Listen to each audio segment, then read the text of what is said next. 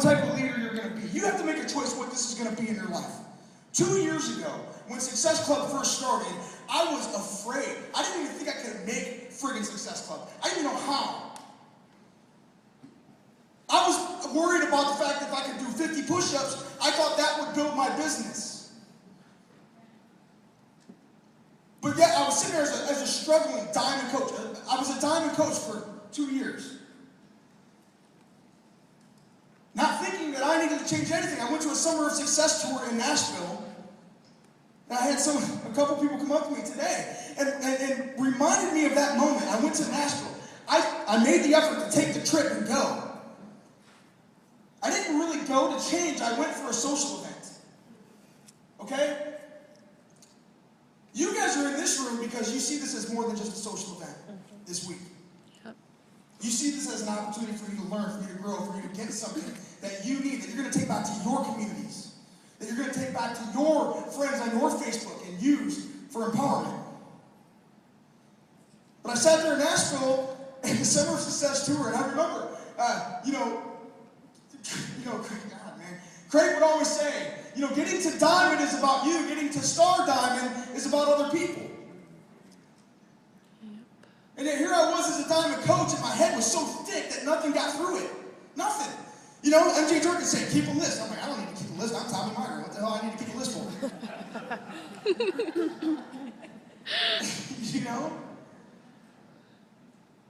Having no understanding of network marketing. I think that we have to break down and say, listen, at the beginning of this whole thing, you are where you're supposed to be. Okay, you are where you're supposed to be. And until your reason gets deep enough, I'm going to tell you right now, when you see the people that are succeeding greatly, they are no different than you, except for they, many times, were in a very uncomfortable life situation where they didn't have a friggin' choice but to do this. You heard Bob Lucido say that today. You heard Lindsay Matway say that today. You're going to hear me say that today. 2 years ago, I was 5 days away from being foreclosed on my home. Stressed out to the hills. Working my ass off like a slave with this thing, but had no plan, no vision, no structure, nothing, because I was relying on my personality type and not understanding what other people needed. And until I started digging in and going to Danny Johnson a year ago, hey, I say a name and people clap. It's not about me, it's about the fact that people who plug into something like that grow. And they learn. And it affects their lives more than just how much money they make. Your relationships get better. Your stress levels go down. We're all a work in progress. Okay? And your willingness to progress is what's going to take you. And it was through that understanding that people need something that they can believe in, that alleviates fear. People get frozen by a couple of things. I want you to write this down. This is what freezes people. It's not only important to understand what gets people to take action, it's also important to understand what keeps people from taking action. We are deep people that come with a history of crap that is loaded on our minds, loaded on our hearts, and when you sponsor someone, you might see points, and if all you're seeing is points, you're not going to get very far. And they might sign up, and they might, and you know what, 2 months from now, they're gone. And until you see past the points and past the rank, and you see a life, you see someone who's got to dig through their crap, someone who's got to alleviate their fear, someone who's connected to 1,000 people they know that you don't, but until you learn to engage them in a way that alleviates their fear, that brings them a deep enough reason why they should do it, you're not going to get to their people. And somewhere in there might be the next Tina Gonzalez and Joe Gonzalez who are on my team. Somewhere in there might be the next Lindsay Matway. It's your ability to engage people. So when you think of these 5 steps, right? I mean, you see this cold script. It's like 5 steps. You say this, say this, say this. Guys, listen. Here's the thing that I understand is this. Human engagement is human engagement. It doesn't matter what platform. It doesn't matter if it's on a phone. It doesn't matter if it's on friggin' Facebook. It doesn't matter if it's face-to-face. There's a process and an order of serving people and helping engage them in their why and helping bring them along a journey to simplify it. The 5 steps that you see right here does that. If you learn these 5 steps, this order of engagement, It's going to help you slow down. It's so easy for us. It's so easy for us because listen, this stuff works, man. I don't know. All I know is this. I'm a big fat guy. I pick up P90X. I lose 100 pounds. I win 50 grand. I'm in a freaking commercial, and at 3 in the morning, I'm on QVC trying to work out with Tracy Morgan and Tony Horton. You talk about a whirlwind, right? And everybody in my hometown thinks I suck because my life got better while theirs stayed the same. Right? And then all of a sudden there's a Facebook page. There's a Facebook page, Screw Tommy Mygrant. And 72 people from my hometown. No, I'm telling you. You've got to understand yourself. Are you willing to face that kind of rejection? Are you willing to face those kind of moments? Are you willing, in the face of judgment, to reach above and beyond that? Because there's a lot of moments, I'm telling you, there's a lot of moments and a lot of people that will cause you to fail if you let them. And the first person that causes you to fail is who? It's you. The way that we speak. I gotta tell you right now, like working out wise, I speak death over my work because my back is hurting, you know, and it's like I'm trying to do pump, and I mean the girls are hot in there, but I'm trying to, you know, and I'm like, oh, my back's hurting, and then I'm cursing at myself, right? How do you speak? How do you speak about your groups? I get coaches that sometimes say, oh my gosh, I only got 2 people, I can't believe it. You know, I didn't fill up a whole group, and, you know, damn it, I only got 2 people. So they're gonna curse the 2 people who showed up because the 50 other ones didn't. And they don't take care of what they're given. They're not entrusted with the little things, right? If you want to be made ruler over much, and anyone who's went to Danny, anyone who studies this kind of stuff understands this, if you can't be trusted with what you're given, you're never going to be given more.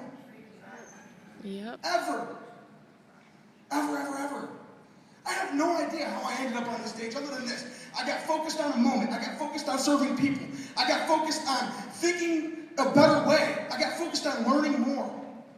I got my team to understand a lot of those same concepts and plug into the same resource. See, here's the thing. And this is on the business side, what we have to understand is this. There's a lot of things out there that can cause paralysis, confusion. Too many options paralyzes people. It's why you know that you can get in a friggin' car and drive it because you got 4 things. Park, reverse, neutral, and drive. But if you sat in a friggin' airplane cockpit, you would go, holy crap, what the hell do I do?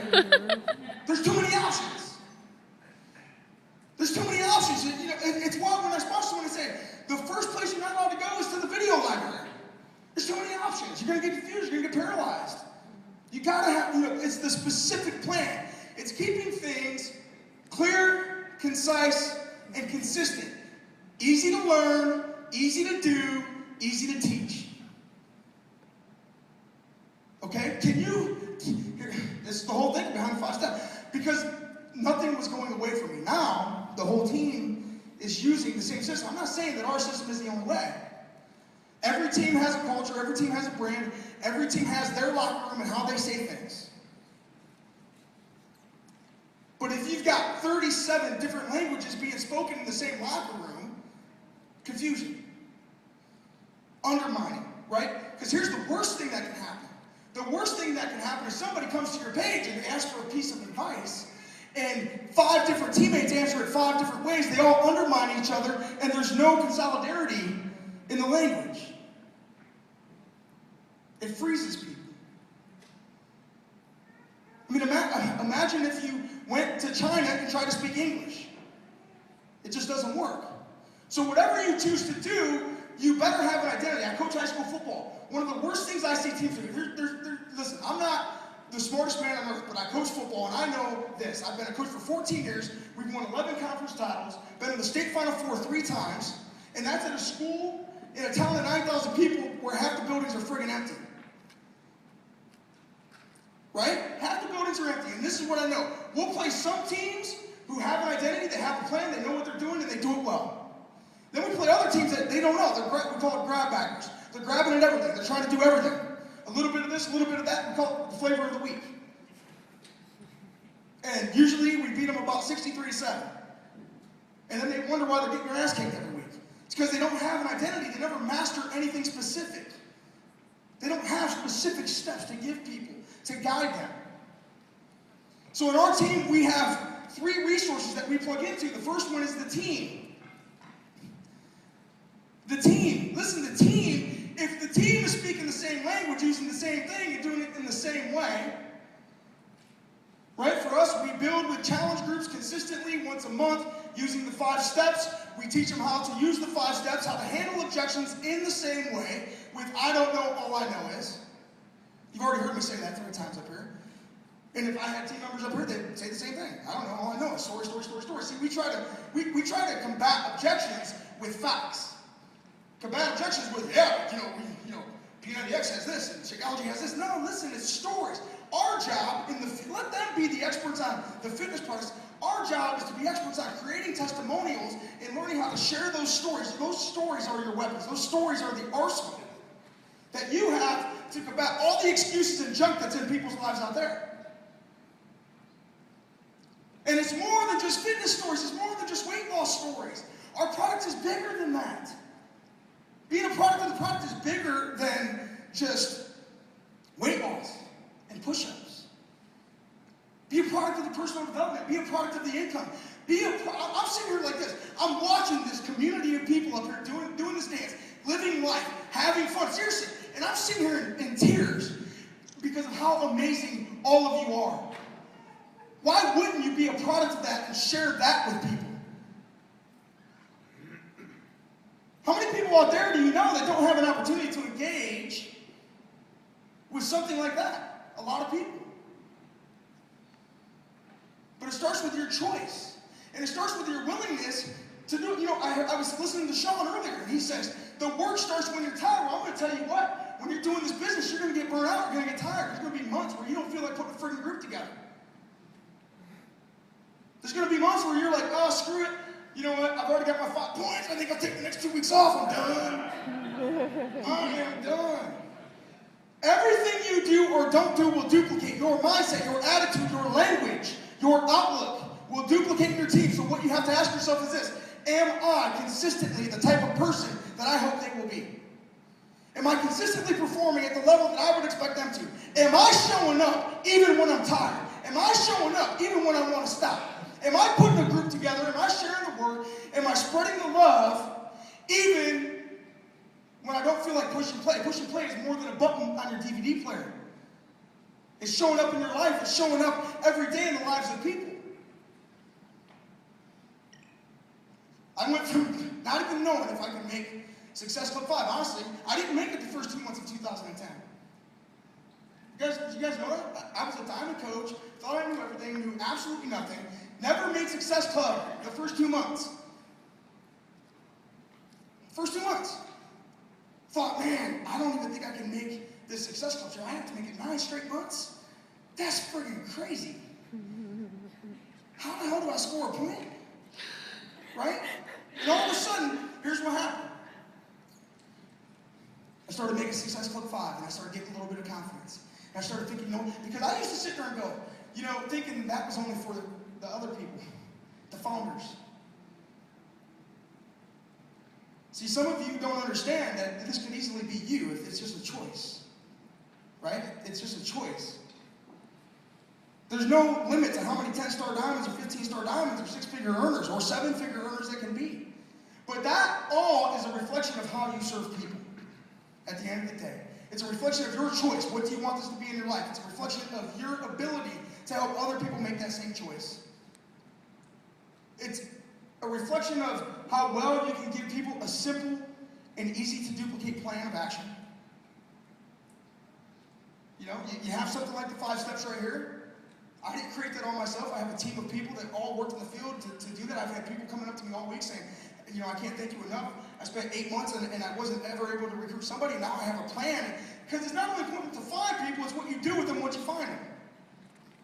It's what you do with them once you find them. Right? Okay? So our plan, our team, now listen, you can adopt it, you can crap can it, I don't care what you do with it. Okay? But the truth is this, our team is exploding with it. I got people from Puerto Rico coming up to me talking in Spanish, and I don't even speak it. And they're going, we can't thank you enough for this. Okay? But it gives you a plan of something to do with people once you find them. So listen, I know it's 7 till 1. You guys have spent this entire morning here today, when you could be out in the sun, you could be having cactus margarita over at Mason Grill.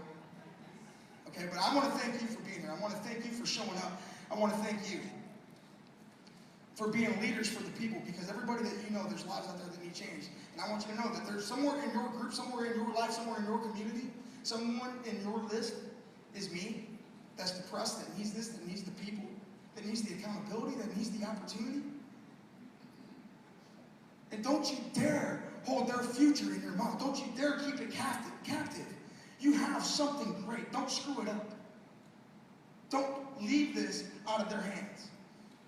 It's not up to you whether they choose to say yes or no. What it's up to you to do is to at least give them the opportunity to decide for themselves. You've got a lot of things that have been created, right? You got all of the Success Club, all this stuff. And you walk in the door and you're like, this is not a joke. This is big stuff. This is big stuff. I go back to my hometown, I can't even explain to those people what it is. But it's your willingness to consistently do it and consistently give people the opportunity and consistently show up month after month and week after week. Doesn't mean you have to work 15 hours a day. No.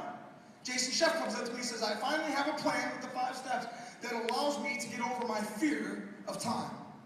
I travel, I sing, he's the lead singer for Chicago, and now he has a plan. It alleviates the fear of time. I mean, think about that. I was on the phone with Bo Duke, right? John Schneider, the guy from the Dukes of Hazzard. You know? I remember thinking I was him when I was like 7 years old. I'm on the phone with him, and he says, I've been so afraid to really commit to this because of time. How many people in your life just want something that they can do 5 to 10 hours a week that they believe in, that they can consistently start building an income? Consistently.